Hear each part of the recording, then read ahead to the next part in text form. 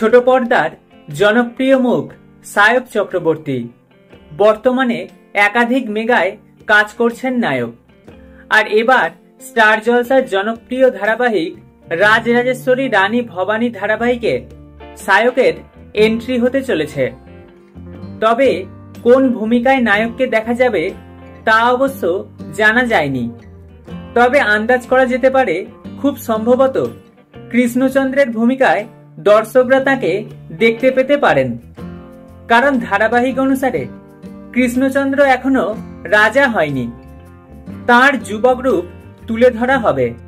আর তাতে যে সায়ক বেশ মানানসই তা তো বলাই বাহুল্য। যদিও তাকে এই চরিত্রেই দেখা যাবে কিনা তা নিশ্চিত করে বলা যাচ্ছে না। তবে জানা গিয়েছে মেগায় তার ট্র্যাক সোমবার অর্থাৎ 11ই আগস্ট থেকে দেখা যাবে। আর সেই দিনে বোঝা যাবে আসলে নায়ককে কোন চরিত্রে দেখা যায়।